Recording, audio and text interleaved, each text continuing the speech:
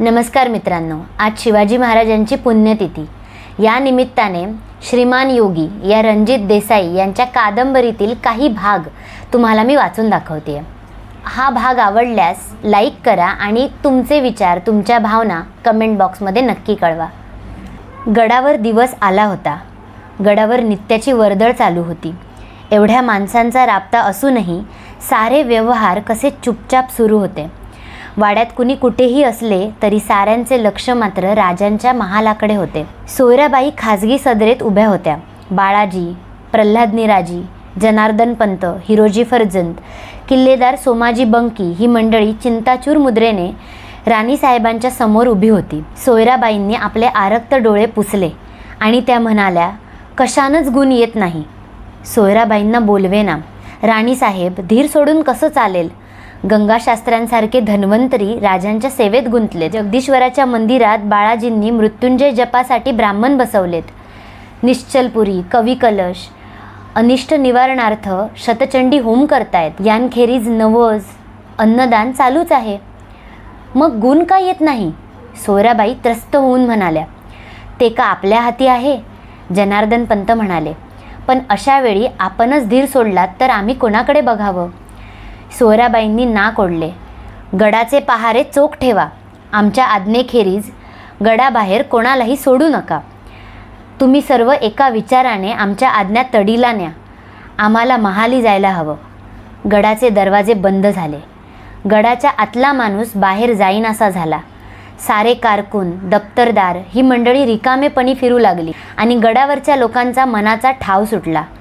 चिंताचूर मुद्रेने ती गडाभोवती रेंगाळू लागली. वाड्यातून बाहेर पडणारा प्रत्येक इसम वेढला जात होता.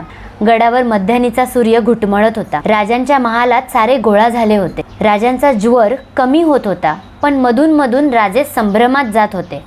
राजांना आवरावे लागत होते. राजांनी डोळे उघडले आणि त्यांची दृष्टी पलंगाशेजारी उभ्या असलेल्या सोयराबाईंच्यांवर खिळली.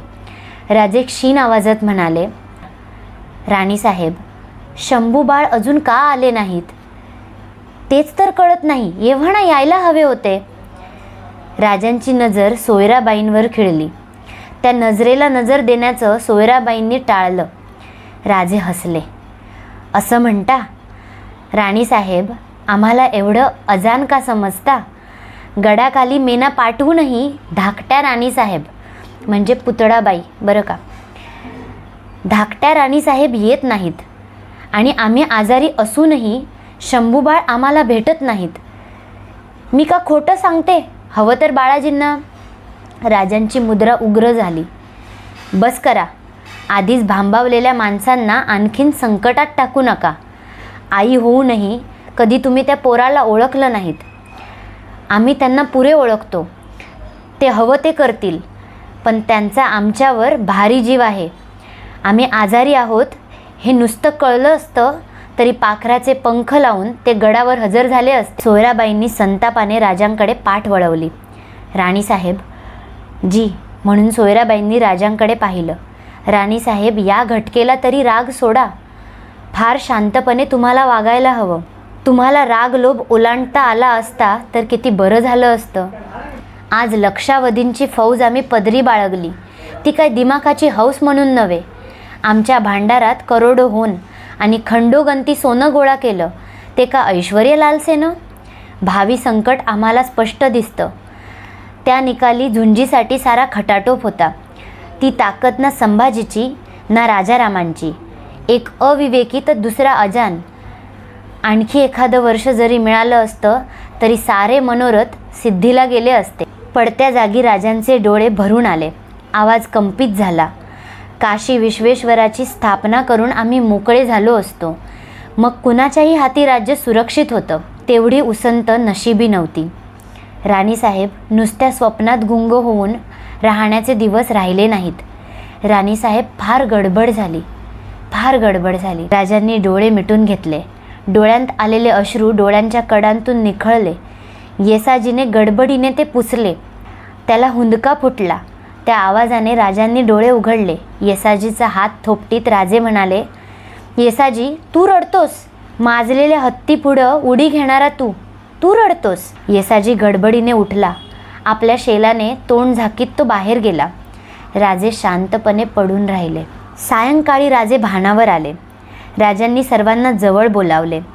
सर्वांवरून नजर फिरवून राजे म्हणाले, आता शोक करू नका. फार कालावधी आहे असं आम्हाला वाटत नाही.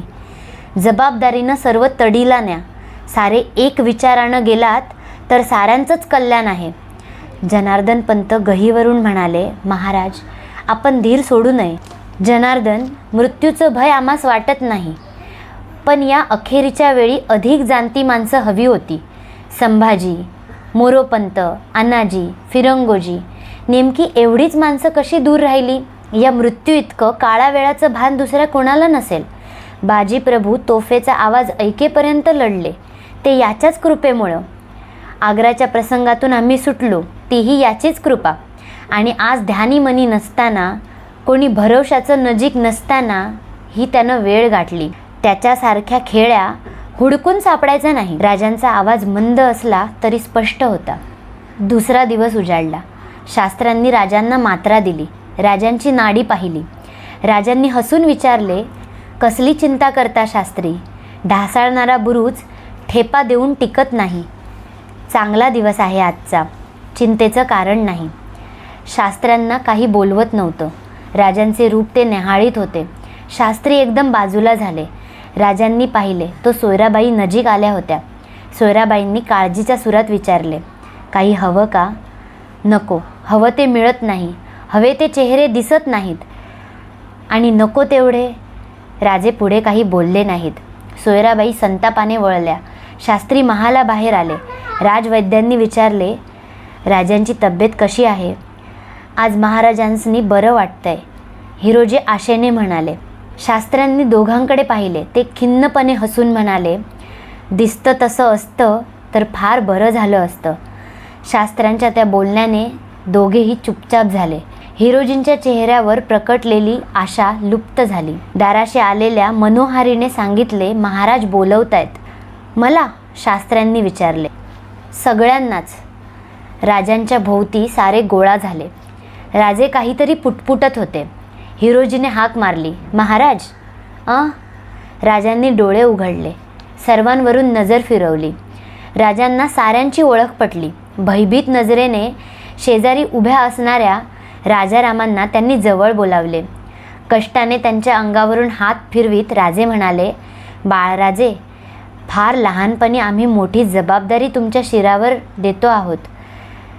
ती पेलण्याला जगदंबा तुम्हाला बळ देईल.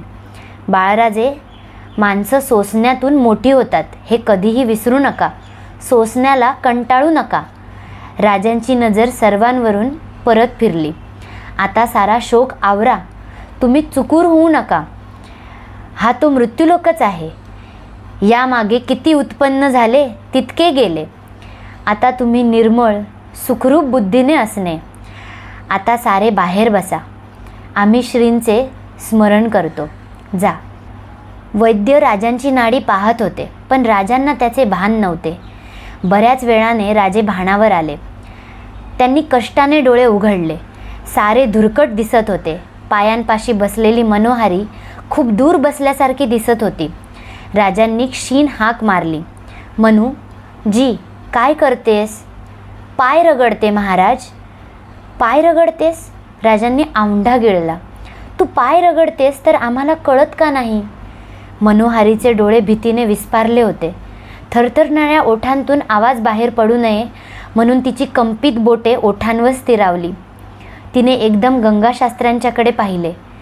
राजांच्या पायांशी उभ्या असलेल्या गंगाशास्त्र्यांनी राजांच्या तळपायांना हात लावला आणि क्षणात गंगाशास्त्र्यांचे अश्रू तळपायांना लागलेल्या हातांवर ठिबकले. पण राजांना त्याचे भान नव्हते. राजांच्या हातची चाळवाचाळव झाली. सारे बळ एकवटून ते अखेरचे बोलले, आम्ही एकटे राहिलो, फार एकटे राहिलो, फार एकटे राहिलो सई. तेच त्यांचे शेवटचे वाक्य.